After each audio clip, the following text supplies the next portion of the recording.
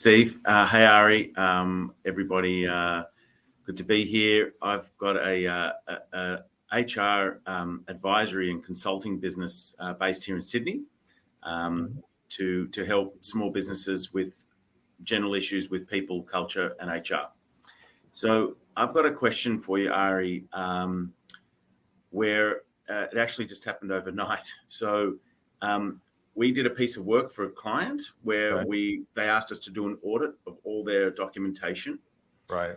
We did. We gave them a full report, and these are all the issues, and these are all the gaps, and these are all the things you need to plug. And we explained to them that these are the risks by not plugging them, which they paid for that, and that was fine. And then what we did was they said that they want to think about what they want to do in terms of the next steps, in terms of them doing the work or us doing the work. Now, they don't have internal HR expertise, and obviously we do. So we had planned a scheduled an appointment for later for the following week, so that we can talk about what the next steps of the project will be. Overnight, the person's just declined the meeting. No explanation, just declined. And it may be legitimately they cannot make the meeting, but there's no explanation. And I guess the question for you is, what's the next move? Because certainly I don't want to go chasing, but at the same time, they've still got this problem. And I'm just wondering sort of what your recommendation or what you would think about the next move would be. Sure, Nick. Well, let's go back for a second. So on this call with them, you walked them through the results of your assessment, right? Absolutely. And on that assessment, it listed out all the issues that you discovered. That's correct. Yes. Okay. Yeah. On in that detail. Sure. And on that call, besides the fact that you walked through your report of the results of that report, did you walk them through and help them sort out what you believe the priorities would be for them to help them with their business? What I'm suggesting to you is, I think what you did was you reported the results. And that was it. And you scheduled a next call with them, right? That's right. Well, okay, this is where the gap has occurred, I believe.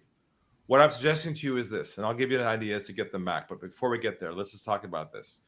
When you have a client like this on a Zoom meeting and you've exposed the problems, that's just the starting point with them.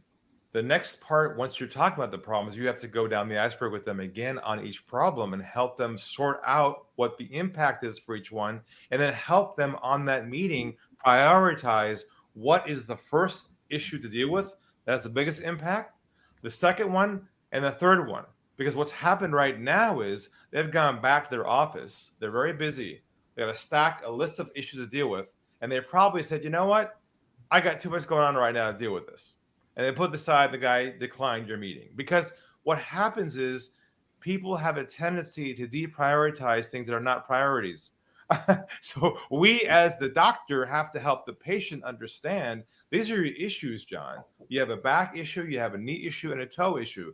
But here's the first priority, which I believe you should be working on now. And that's the knee issue. Because if the knee goes down, the whole thing goes down.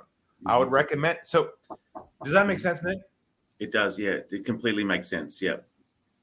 Just do a deep dive. I probably didn't do enough of here's what we recommend in terms of priority. You only reported it. You didn't amplify the gap to help them understand the importance, the gravity, the timing, and the urgency of those issues and what should be addressed first, because that's the one that's hurting them the most. Sure.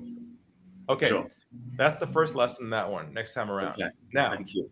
To get them back, we got to find out, or you got to find out, if it's still a priority for them to address them. You know, I think what you have to come back to them with some insights.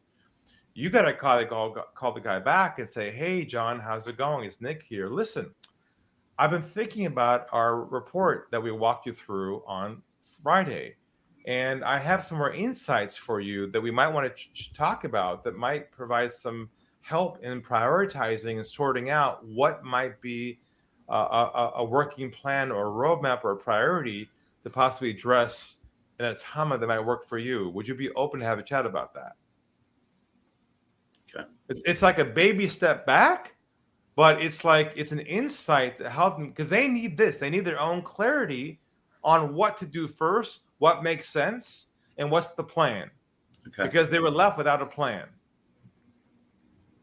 Yep. So it's not about you calling to say, hey, are you going to move things forward with me? That's not the conversation. It's I have some more insights to help provide some clarity, I think, that might kind of help sort out a roadmap around this that might give you more clarity as well. Would you folks be open to that? Okay. Great. Thank you. Perfect. You're off the races. Hope so. Take Thanks, care, Aaron. Nick.